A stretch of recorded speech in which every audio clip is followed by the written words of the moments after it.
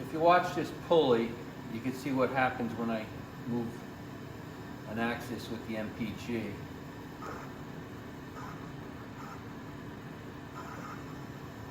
You see how it goes forward and then back? I'm clicking in the negative axis direction, and I'm doing one click at a time.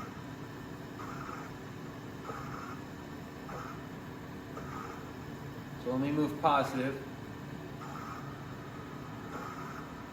It's doing the same thing going positive. Doesn't do it on every click. Sometimes it does it more often than others. And if I have backlash compensation set for any axis, the X, Y, and Z also, this is what happens. This is my knee, this is my W axis that you're looking at now. Alright, as you can see here, my W axis, which is my knee, it's set to 100 revolutions per inch. 4,000 is the encoder count, and 2,000 is the backlash compensation. So when you calculate it out, you're looking at 2.5 times 10 to the negative 6 inches per each encoder count. I did an M92/W to send the W axis to the home switch, and then what I did is I did an M26 on the W, and I did another M26 to home the MPG, which I got them labeled there. So you can see here I'm starting out, I have my W, the motor position, the encoder count is 0, and the M right here is the MPG. So the last motion from this axis was in a negative direction, off the positive side home switch. So now I'm just going to turn the MPG in a negative direction, and I'm going to stop when it does the little back and forth motion.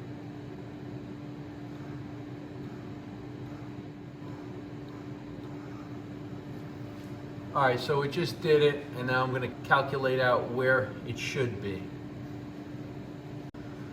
So at 30 thousandths, going in the negative direction, my encoder count should be 12,000. Now there should be no backlash compensation because this axis just came off the positive home switch and headed in a negative direction as it backed off. 400 encoder counts is 1/1000th of an inch. So this actually moved 2/1000ths less than it should have. I'll move it again now. All right, so I just clicked it and dropped it 1/1000th. And now my encoder count is 12,400, which is what it should be. So it corrected itself there. It was off 2/1000ths. Let me go down again.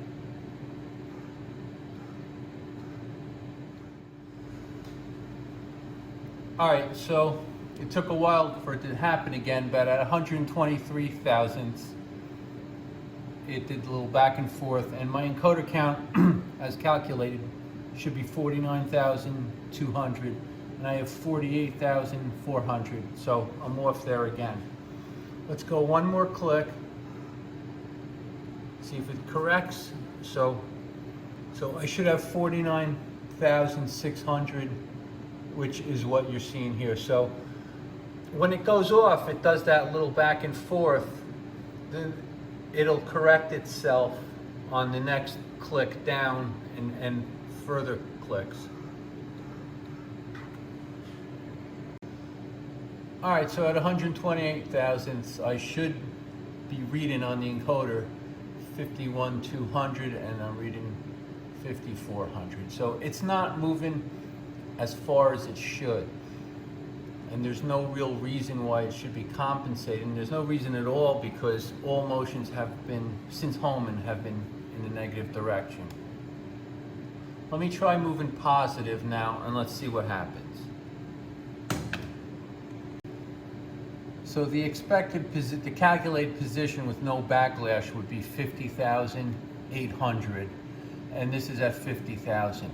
So if you compensate for the backlash, this would be the correct number, even though it only moved 400 counts backwards.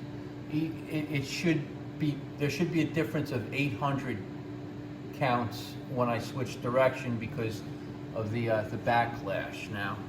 So this should actually be lower by 800 counts as I raise the knee in the positive direction.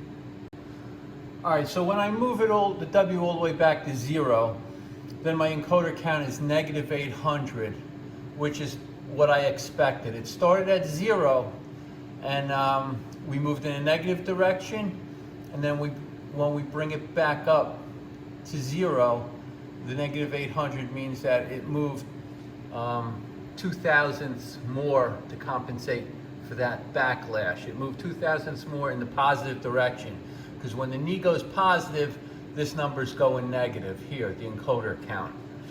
So it's actually what I expect it to be for compensation. So this problem I've confirmed on the other 3 axes, the X, Y, and Z axis. It's probably a problem that has existed from day one on this machine, but I didn't realize it till I got the servo going on my knee, which is the W axis, because I could see the pulley, going back and forth, whereas the other axis, they were covered, so I couldn't really visually see it, and I was just assuming that the DRO was correct. I replaced the MPG with a spare one I had. It's a Nemicon MPG, brand new. The original one was brand new too when I put it in. These are commercial quality MPGs. They were used on many Haas mills. The MPG is hardwired to the MPU-11. The cable that connects it to the MPU-11 is a Centroid made cable, and it's really a very simple setup, and I don't think there's anything wrong with my hardware here. I'm thinking there's a problem on Centroid's end, but I really don't know. Too many little things in the past